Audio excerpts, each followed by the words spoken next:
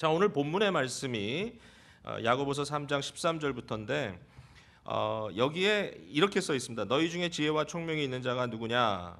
그는 선행으로 말미암아 지혜의 온유함으로 그 행함을 보일지니라. 근데 사실 13절 이후로요, 지혜라고 하는 단어를 말이라고 하는 단어로 바꿔서 집어넣어도 의미가 그대로 이해가 돼요.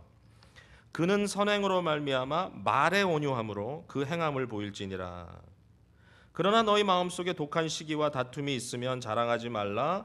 진리를 거슬러 거짓말하지 말라. 이러한 말은 위로부터 내려온 것이 아니요 땅 위의 것이요 정욕의 것이요 귀신의 것이니 시기와 다툼이 있는 곳에는 혼란과 모든 악한 일이 있음이라. 오직 위로부터 난 말은 첫째 성결하고 다음에 화평하고 관용하고 양순하며 국률과 선한 열매가 가득하고 편견과 거짓이 없나니 화평하게 하는 자는 화평으로 심어 의의 열매를 거두느니라.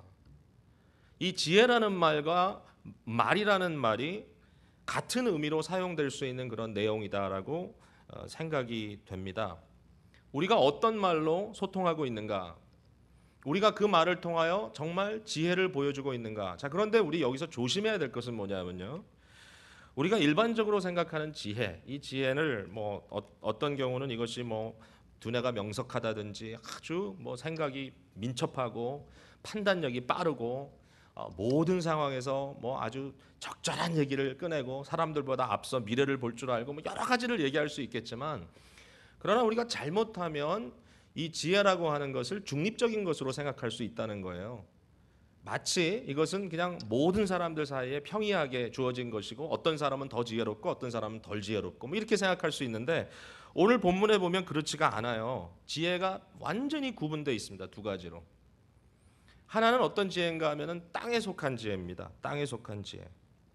15절에 이러한 지혜는 위로부터 내려온 것이 아니요 땅 위의 것이요 정욕의 것이요 옛사람 타락한 근성에 속한 것이고 귀신의 것이다까지 말합니다. 마귀의 것이다. 이것은 마귀적인 것이다, 악마적인 것이다라고 이야기를 하는데요. 이러한 지혜는 사실은 지혜라고 할 만하지 않지요. 그러나 세상에서는 어떨 때는 이것을 지혜롭다라고 얘기하기도 합니다. 뱀과 같이 지혜롭다고 얘기할까요? 아주 악하지만 그러나 굉장히 클레버하다라는 거죠. 그러나 이것은 결국 뭡니까? 시기와 다툼, 혼란, 악한 일, 거짓말 이런 것들로 일관되는 모습을 보여주고 있어요. 사실은 오늘 본문뿐만 아니라 그냥 위아래로 쫙 말하고 있는데요. 자, 이런 거짓된 지혜, 땅에 속한 지혜 또는 땅에 속한 말, 이 말은 어떤 모습을 하고 있는가 하면은 보세요. 3장 10절에 보니까 한 입에서 찬송과 저주가 나오는도다. 내 형제들아 이것이 마땅하지 아니하니라 그랬습니다. 이 거짓된 땅에 속한 지혜는, 땅에 속한 말은 저주의 말입니다. 서로를 저주합니다. 그러니까 참 놀라운 것은 찬송과 저주가 나온다는 것은 믿는 사람이란 얘기잖아요. 이게 불신자가 아니라. 그러니까 믿는 사람의 입에서도 거짓된 지혜가 나온다는 거죠. 옛사람에 속한, 죄성에 속한 것들이 흘러나오는데 그것은 저주다 그랬습니다. 뿐만 아니라 4장 1절로 가보시면 이렇게 써 있어요. 너희 중에 싸움이 어디서 나며 다툼이 어디로부터 나느냐. 이 말은 어떤 말이죠? 싸움과 다툼의 언어. 그냥 어떻게 해서든지 상대를 옥박지르고 상대를 눌러서 그 위에 올라타려고 하는, 이것이 피지컬한 육체적인 어떤 싸움이 아니라 할지라도 이것은 진짜 싸움이죠. 말로 상대를 죽이고 살리기도 하는 이러한 싸움입니다. 뿐만 아니라 또 가봅니다. 4장 11절에 보니까 어떤 거냐? 형제들아 서로 비방하지 말라 그랬습니다. 비방.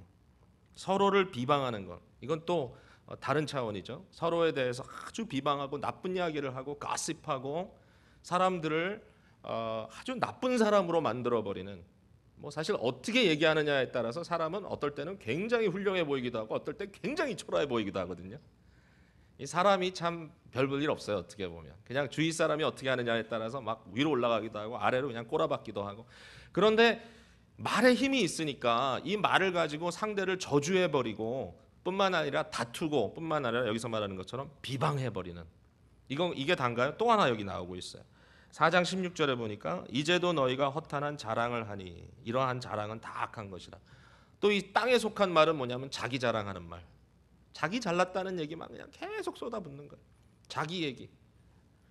저도 뭐 항상 제 자신을 모니터하지 않으면 이런 문제가 있는데 서로 모여서 얘기를 하다 보면 같은 말을 많이 하는 사람이 어떻게 하죠? 꼭 대화를 자기 중심으로 이끌어가죠.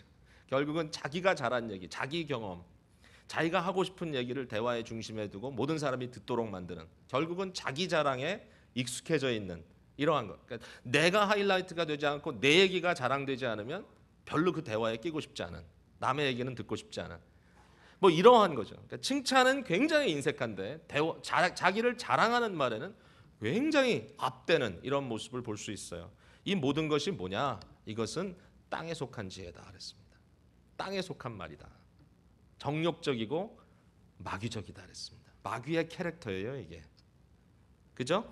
반면에 하늘로부터 내려온 지혜가 있어요. 17절에 오직 위로부터 난 지혜는, 하늘로부터 온 지혜는 첫째 성결하고, 다음에 화평하고, 관용하고, 양순하고, 아주 굿네스가 흘러넘친다는 거죠. 국률하고, compassionate, 선한 열매가 가득하고, 편견, prejudice, 남에 대해서 무조건 색안경을 끼고 보는 그런 것이 아니고 아주 fair하게 서로를 봐줄 수 있고, 그 다음에 거짓이 없다. 단순히 팩트적인 면에서가 아니라 올바른 하나님의 복음 안에서 해석을 통하여 사람을 봐줄 줄 아는 이러한 진정한 복음적인 자세가 나오는 거죠. 자, 여러분 여기에 관심을 잘 갖고 봐야 돼요. 왜냐하면 우리의 인생이 어떻게 풀리느냐가 여기에 달려 있어요. 여러분 아무리 뭐 믿는다 안 믿는다를 구별하기도 전에요. 사람들의 모습을 보면요, 사람들의 삶 속에 진정한 행복감, 진정한 만족감이 어디서 오느냐? 사실은 관계에서 오거든요. 관계에서. 이 사람들과 관계에서 오는데, 관계가 온갖 다 방향으로 깨지고 망가지고 이렇게 아주 상처받고 하는 사람들의 모습을 보면 거의 일관성 있게 어떤 문제가 있습니까? 저들에게는 잘못된 지혜가 있습니다. 자기는 굉장히 클레버하다 그러는데, 자기는 굉장히 지혜롭다고 스스로 판단하는지 모르겠지만, 문제는 뭐예요? 그들의 입술의 말을 통하여 어떤 문제가 나타납니까? 사람들이 저주받고, 사람들과 다툼이 일어나고, 사람들에 대해서 비방이 일어나고, 자기 자랑만 일삼는 거예요. 그런 사람들은 행복할 수가 없어요. 자기 집안에서도 행복하지 않아요. 누구누구 들어주지 않아요. 그러나 반면에 만약에 여러분의 입술에서 나오는 말, 그것이 어떠한 모습으로 드러나느냐? 정말 양순하고 끈하고, 그것이 순수하고, 그것이 정직하고, 그것이 그 안에 따뜻함과 국률함이 담겨져 있고, 사람들을 칭찬하는 데 후함이 있고, 정말 그 마음속에 이 사람은 정말 온유하다, 겸손하다, 이러한 모습들이 드러난다면 교회건 바깥 세상이건 상관할 것 없이 그런 사람들에 대해서는 사람들의 마음이 가게 돼 있다는 거죠. 여러분의 행복이 달려있는 얘기입니다. 이게 왜 내 인생이 이렇게 힘드냐, 내 인생이 왜 이렇게 꼬이느냐. 물론 뭐 그것을 다 한 가지로만 정의할 수는 없어요. 그러나 한 가지 여러분 스스로를 판단해 보세요. 내 마음이 얼마나 삐뚤어져 있느냐, 내 말이 얼마나 삐뚤어져 있느냐. 아니면 내 마음과 내 말이 하나님의 은혜로 아주 아름답게 새싹처럼 순이 오른 것처럼 아름답고 아주 청명하고 그 안에 진정한 생명력이 있느냐, 이런 거죠. 자, 근데 이런 얘기를 하다 보면 여러분들이 아유, 내가 더 노력해야 되겠구나, 이런 마음을 가질 수도 있는데요. 여기 또 중요한 포인트가 있어요. 그게 뭐냐면 우리는 다 땅에 속한 자들이에요. 우리는 다 죄인이에요.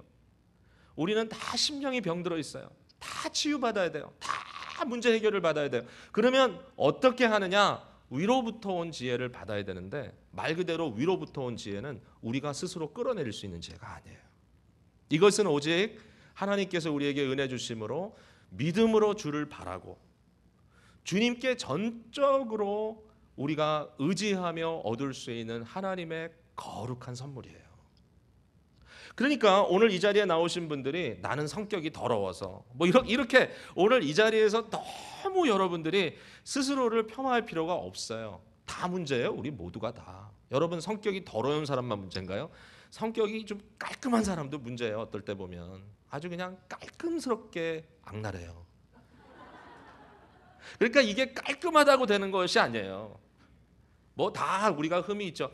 중요한 것은 뭐냐면 우리가 어떤 상태에 있든지 우리에게 진정한 성령의 역사가 일어나면 그 일어나는 역사에 대해서 우리가 민감한가 하는 겁니다. 저는 최근에 더 깨닫게 되는 건데요. 우리가 하나님 앞에 정직하게 산다는 것만큼 중요한 게 없다는 생각이 들어요. 하나님께 정직하게 산다는 것은 우리가 올바로 바르고 정말 좋은 일만 한다는 얘기가 아니에요. 하나님 앞에 정직하다는 말은 우리의 마음의 이 뚜껑을 다 열어놓고 하나님 앞에 있다는 거예요. 자꾸만 우리가 기도를 하는데도요, 제가 정직하지 못하다는 생각이 들어요. 어떤 일정한 죄에 대해서는 한쪽에 꽁쳐놓고, 내가 가지고 싶은 어떠한 일에 대해서는 내가 딱 이렇게 닫아놓고 딴 얘기만 하나님께 하고 있어요. 제가 따져보니까 아닌 거예요. 이게 왜 내 마음에 평안이 없고, 왜 나의 기도의 말에 진실성이 없고, 왜 나의 기도에 성령의 은혜가 느껴지지 않는가라고 잠시 고민했어요. 제가 그랬더니 알고 봤더니 마음에 하나 뚜껑을 닫아놓은 거예요. 여러분, 뚜껑을 열어야 돼. 마음을 열어야 돼. 마음의 뚜껑을 활짝 열어놓고 나의 죄악된 문제마저도, 나의 실수마저도, 나의 불안감마저도, 내가 가지고 있는 어떠한 문제점이라 할지라도 그것을 보시고 새롭게 하시기를 그토록 원하시는 우리의 하늘 아버지 앞에 열어놨을 때 문제가 해결되기 시작하는 거예요. 성령의 역사는 반드시 있습니다. 여러분, 하나님 살아계세요. 예수 그리스도는 오늘도 하나님 보좌 우편에서 우리를 위하여 중보하세요. 그리스도의 영이 오늘도 교회에는 부어지고 있어요. 그냥 부어지는 게 아니에요. 조금씩 떨어지는 게 아니에요. 쏟아 부어지고 있어요. 오늘도 여러분이 마음의 뚜껑을 열고 여러분의 심령을 주님 앞에 노출하고, 주여 예수 그리스도의 보혈의 피를 내 심령에 뿌려서 나를 정결케 하옵소서, 우슬처럼 나를 정결케 하옵소서, 내 안에 정한 영을 창조해 주소서, 주님 앞에 나아갈 때 주께서 씻어주시는 줄로 믿습니다. 우리 주님은 너무 대화하고 싶어 하세요. 오라 우리가 변론하자. 너희 죄가 주홍 같을지라도 흰 눈처럼 아주 깨끗해지겠다고 말씀하신 주님의 약속을 여러분 헛것으로 생각하십니까? 아닙니다. 오늘도 주님께서 우리의 마음을 씻어주십니다. 그리스도 때문에 씻어진 우리의 마음에 뿐만 아니라 주님의 거룩한 영이 임하셔서 우리를 성령의 전이라고 말하고 있잖아요. 성령의 전, 거룩한 전, 하나님이 우리 안에 계시다. 여러분, 그거는 뭐 보통 얘기가 아닙니다. 이렇게 되었을 때 진정한 삶의 변화가 일어나게 되는 줄로 믿습니다. 여러분, 지혜를 얻어야 합니다. 하늘로부터 내려온 지혜를 우리가 얻어야 합니다. 예수님을 통해서 우리가 얻는 게 너무 많은데요. 일단은 우리가 하나님 앞에 의롭다 칭함받는 이 화해 역사를 우리가 봤잖아요. 그래서 하나님의 언약 백성이 되잖아요.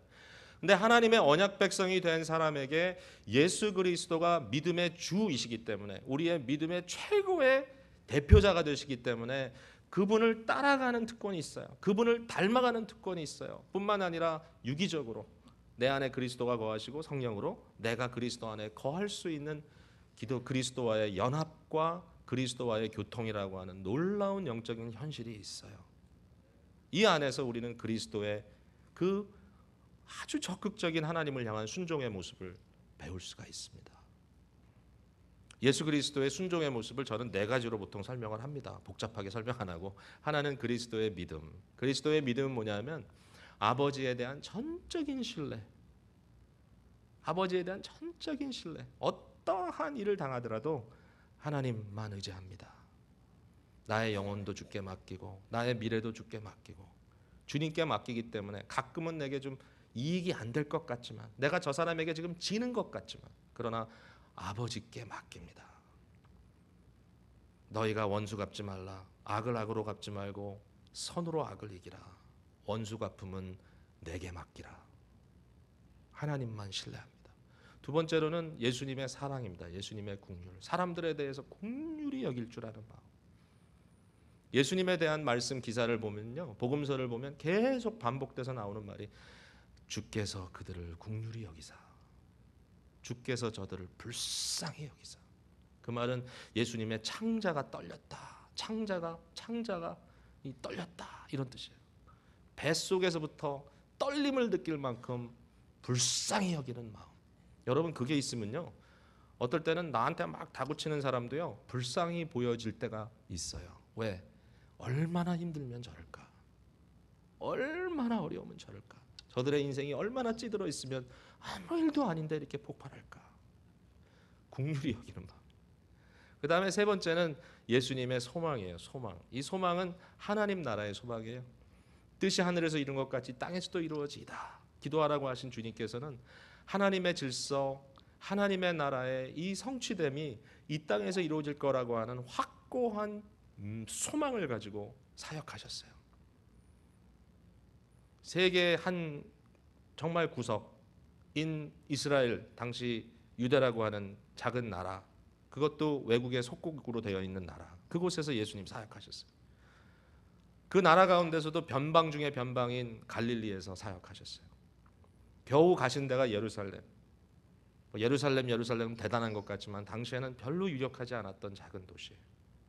거기서 예수님께서 사역하셨지만 그러나 예수님은 하나님의 나라를 꿈꾸며 사역하셨기 때문에 제자들을 부르시고 예루살렘과 온 유대와 사마리아 땅 끝까지 이르러 내 증인이 되리라. 하나님 나라가 그렇게 펼쳐질 거다.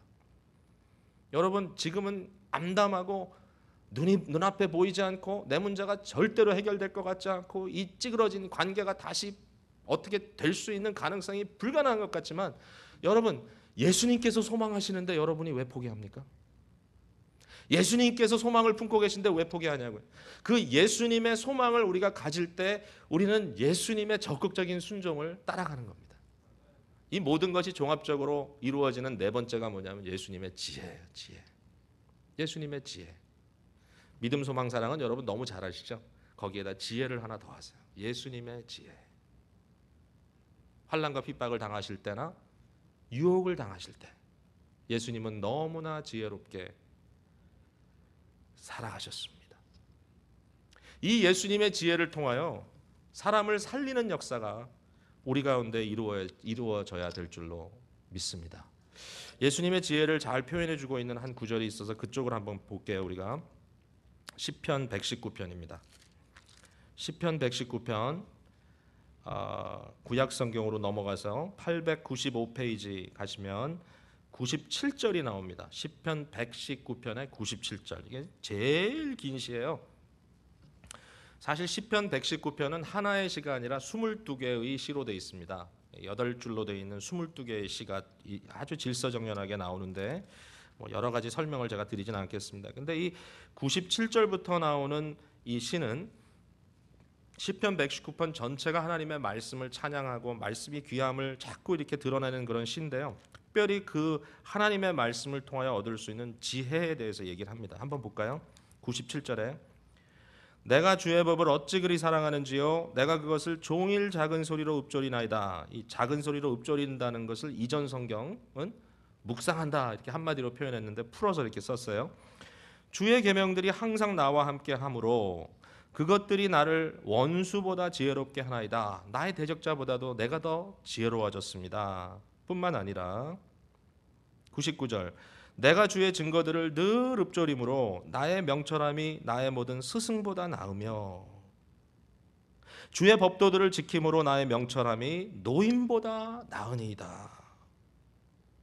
이 명철함 뉴트럴하지 않죠. 이 명철함은 어떤 명철함인가 하면요, 의로운 명철함입니다. 도덕성을 지닌 지혜입니다. 104절에 주의 법도들로 말미암아 내가 명철하게 되었으므로 모든 거짓 행위를 미워하나이다. 거짓된 것을 미워하는 지혜. 그러니까 여러분 앞에 있는 내용을 여러분들이 잘 봐야 됩니다. 예수님이 지혜의 아주 그 근본적인 모습을 보여주셨어요. 예수님이 대적을 어떻게 지혜로 이기는가. 예수님이 스승보다도 훨씬 지혜로웠어요. 예수님은 어떤 랍비 밑에서 공부하신 분이 아니에요. 그러나 심지어는 12살밖에 안 된 예수님 예루살렘에서 그가 선생들과 대화를 나눌 때 선생들이 도대체 얘가 누구길래 이렇게 지혜로운가 감탄했어요. 예수님은 모든 시니어들보다 훨씬 더 경험이 많은 어르신들보다도 지혜로웠어요. 여기 시인은 예수님을 하나의 타이폴로지로 보여주고 있습니다. 예표하고 있습니다. 근데 그 예수님의 지혜는 그냥 클레버한 지혜가 아니라니까요. 이것은 악한 지혜가 아니에요. 이것은 순수하고 거룩한 지혜예요. 이것이 어떻게 나타나느냐? 관계성 속에서 나타나는데요. 놀라운 일이 벌어져요. 본문의 말씀 특별히 여기 나의 지혜가 나의 원수보다 더 지혜롭다. 하나님의 말씀이 나를 원수보다 더 지혜롭게 했다. 이렇게 하는 말을 잘못 이해하면 마치 무슨 뭐 옛날에 우리가 즐겨 읽던 뭐 삼국지라든지 이런 전쟁 소설에 나오는 그런 아주 모략가, 뭐 제갈공명인가 뭐 이런 사람들 나름대로 상대의 마음을 미리 읽고 작전을 미리 짜고 그래가지고 하여튼 모든 상황을 잘 분별해가지고 상대를 제압할 수 있는 능력, 마치 그런 것을 말하는 것처럼 읽을 수가 있는데 성경 말씀을 우리가 컨시스텐하게 이렇게 읽다 보면은 그게 아니라는 사실을 알게 됩니다. 여러분, 오늘날 교회 사역을 하고 또 심지어는 목회자들이 교계 사역을 하는데도 자꾸 세상적인 이 머리 굴림 이걸 가지고 하다가 자꾸 문제를 일으키는 경우들이 한두 번이 아니지 않습니까? 예수님이 그런 본을 보여주신 거 아닙니다. 예수님은 어떤 본을 보여주셨냐면요, 이 관계 안에서 사람들을 얻는 모습을 보여주셨습니다. 자, 제가 이렇게 한번 설명해 볼게요. 결국 관계잖아요. 관계. 지혜를 통해서 얻을 수 있는 게 관계고 우리의 말의 열매를 통해서 얻을 수 있는 게 관계잖아요.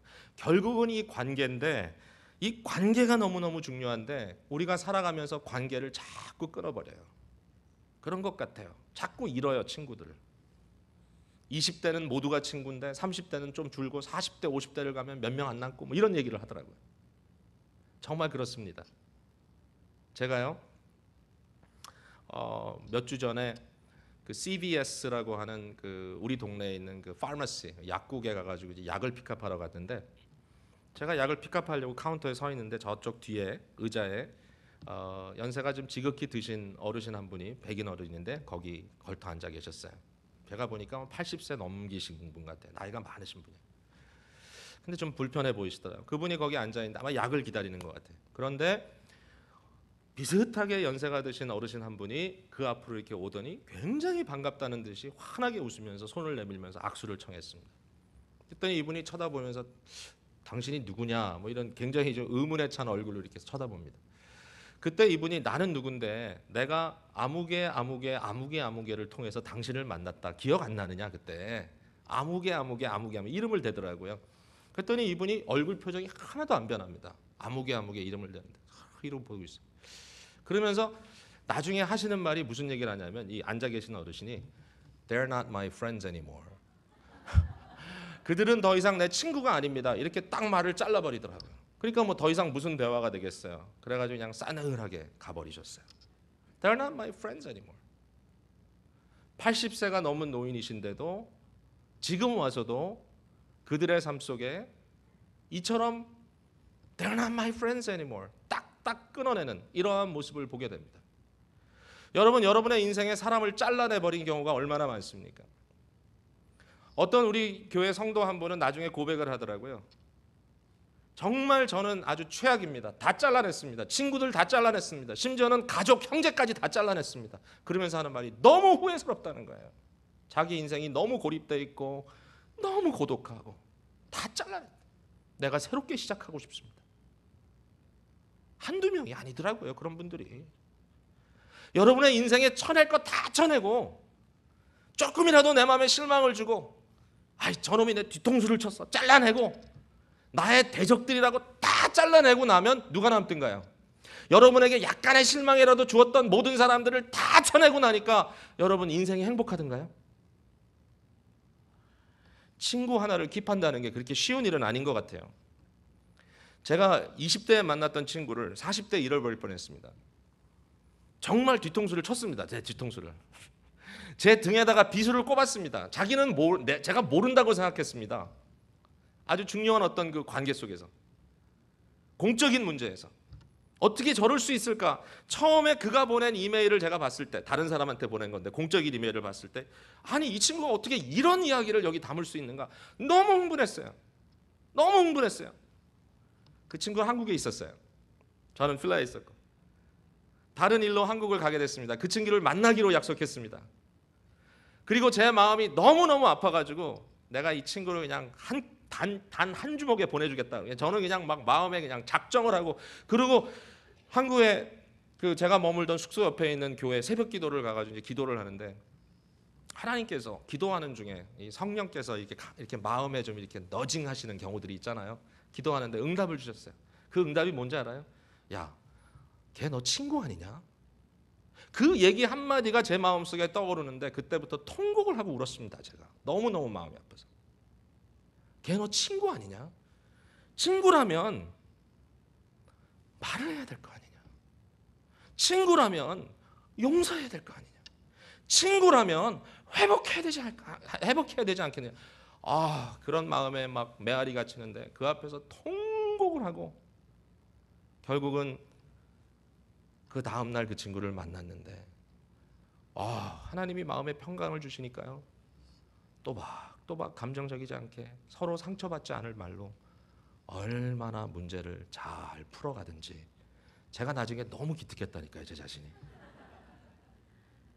결국은 나중에 큰 호의를 서로 베풀면서 회복됐습니다. 사실 사람을 잃어버리기가 너무너무 쉽습니다. 다 잘라버릴 수가 있으니까. 근데 성경의 지혜자들은 그렇게 안 했습니다. 여러분 요셉과 그 10명의 형들을 생각해 보세요. 형들이 요셉 앞에 꿇어 있습니다. 요셉은 지금 애굽의 가장 높은 권력자가 되어 있습니다. 형들은 그 앞에 구걸하러 왔습니다. 이 형들이 누굽니까? 애굽의 이 자기의 맨 아래 동생 베냐민을 빼고 그 위에 있던 요셉이라고 하는 동생을 종으로 팔아넘겼던 파렴치한 형들입니다.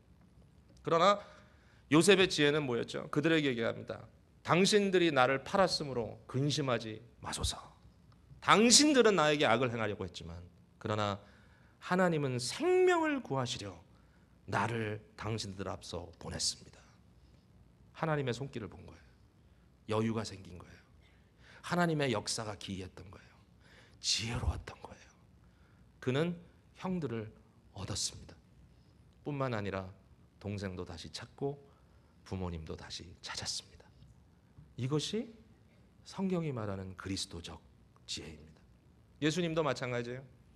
자기를 3번이나 모른다고 부인했던 베드로 저주하면서 가장 극한 순간에 정말 가장 외로웠던 순간에 너라면 그렇지 않을 줄 알았는데 베드로가 그렇게 호언장담하더니 그러나 그도 역시 예수님에게 가장 결정적인 순간에 이미 그 양손에는 못이 박히고 양발에도 못이 박히고 결국 이마에도 다 가시로 피투성이가 되고 옆구리도 창에 찔려 죽어가시는 예수님인데 그 앞에서 그의 말로 그를 마지막 다 찔러 죽이는 이 베드로의 도대체 인간답지 않은 모습을 예수님께서 분명히 보셨음에도 불구하고 부활하신 예수님은 다시 베드로에게 찾아가서 나와 조반을 먹어라. 브렉퍼스트에 청해 주시더니 바닷가를 함께 거니시면서 네가 나를 사랑하느냐? 네가 나를 사랑하느냐? 네가 나를 사랑하느냐? 회복시켜 주시더란 말이죠. 만약에 누가 저한테 그러라 그러면 저는 단 한 말에 끊었을 거예요. He is not my friend anymore. 딱 한마디로 끊었어요. 그러나 주님은 회복시키셨습니다. 그게 주님의 지혜입니다. 예수님을 그토록 핍박하고 예수님 믿던 자들을 그토록 잡아 죽이려고 했던 사울, 나중에 바울이 된 사람도 얼마든지 예수님께서 끝장내버릴 수 있었습니다. 어떻게 보면 갑자기 어느 날 사울이 다메섹에 핍박하러 그리스도인들을 핍박하러 가고 있는데 하늘에서부터 놀라운 레이저 광채가 내려와서 그를 태워 죽였다.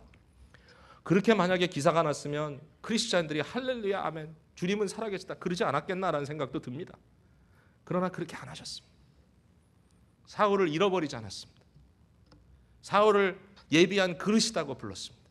예수님께서는 그에게 나타나셨습니다. 주여 뛰시니까 나는 네가 핍박하는 예수라.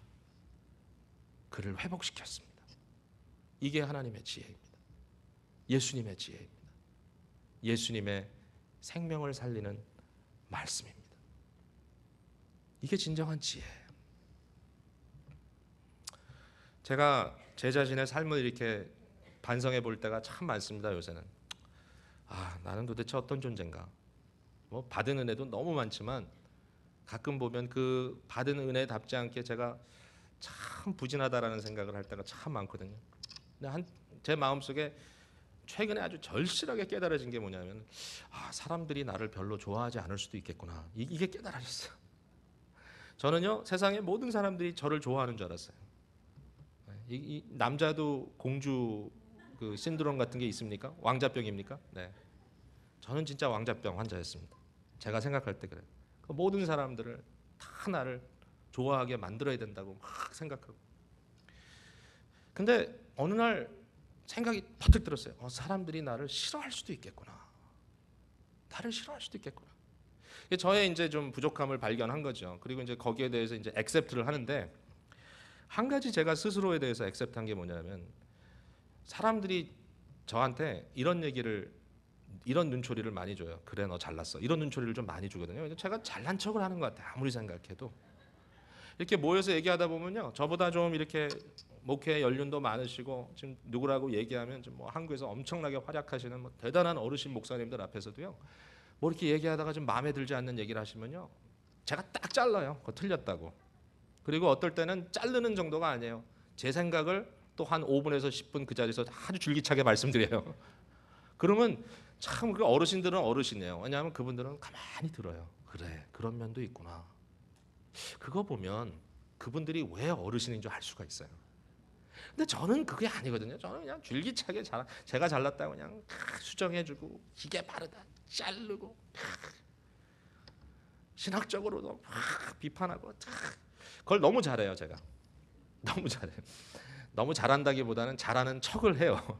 그래서 많은 사람들이 아마도 저와 이렇게 같이 있으면 몰라요. 필요할 때 유용하게 사용은 할지 몰라도 나 너 별로 안 좋아해, 이럴 것 같다는 생각이 언뜻 들었습니다. 섬찟 하더라고요. 근데 제가 그걸 어떻게 알았냐면은, 같이 신앙생활하는 우리 공동체 안에도 그렇고요, 사람들 주위 사람들 중에 정말 자기는 좋은 의도로 하는데 정말 나대는 사람들이 있어요. 근데 사람들이 안 좋아하더라고요. 저도 좀 거북스럽고. 제가 알았어요. 이게 문제가 있구나, 나도. 저는요, 모든 사람들을 말로 설득할 수 있다고 생각하고 목회를 해왔어요. 당회도 설득하고, 재직회도 설득하고, KM도 설득하고, EM도 설득하고, 교육자도 설득하고, 다 설득합니다. 설득하면 다 될 줄 알았어요. 근데 알고 봤더니 설득을 당한 게 아니더라고요. 뒤돌아서면서 그래 너 잘났어, 그러고 간 거더라고요. 알고 보니까 이게 설득으로 되지 않는 거구나. 왜 그렇습니까? 말로 사람의 마음은 설득시켰을지 모르지만 혹시 그 사람을 잃어버리는 경우가 너무 많더라고요. 신뢰를 잃어버리고. 왜냐하면 사람들은 우리의 말과 이론을 듣고 싶은 것이 아니라 우리의 순수한 마음을 보고 싶은 거거든요. 그렇죠? 예수님이 자기의 마음을 보여주셨던 것처럼 부부 사이에서도 숨기고 오래 살 수가 없더라고요. 있는 모습 그대로 솔직하게 털어놓으면서 고백하면서 이야기를 나누니까 진짜 사랑하게 되더라고요. 그렇잖아요, 여러분. 체이노 씨라고 하는 그 유명한 소설가 있죠. 그분이 장편 소설 쓴 상도라고 하는 소설 여러분 기억하실 거예요. 드라마로도 만들어졌다.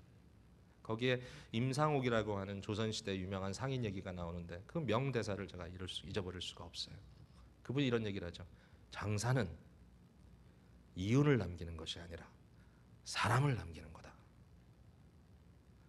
일반 은총 속에서도 그것이 사실이라면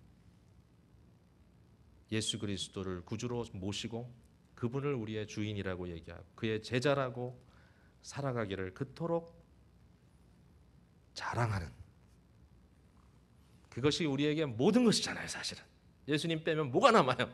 그럼에도 불구하고 사람은 잃어버리고 자꾸 뭔가 업적을 세웠다고 나대는 우리의 모습이 전혀 지혜롭지 못하지 않은가. 유능한 사람도 중요하지만 하나님의 지혜로 따뜻하게 무장한 하나님의 사람들이 교회에 점점 더 많아질 때 교회가요, 영적으로 부흥되고 나름대로 숫자적으로도 늘 것 같아요. 왜? 커넥터가 많아지니까. 사람과 사람을 연결해주는 커넥터. 커넥터가 많으면 서로의 관계들이 확장됩니다. 그런 귀한 일들이 여러분 가운데 이루어지고 끊어졌던 관계들이 회복되고 막혀있던 담들이 무너지는 거룩한 소통의 역사가 하나님의 지혜로 말미암아 저와 여러분의 삶 속에 멋지게 펼쳐지기를 간절히 바랍니다.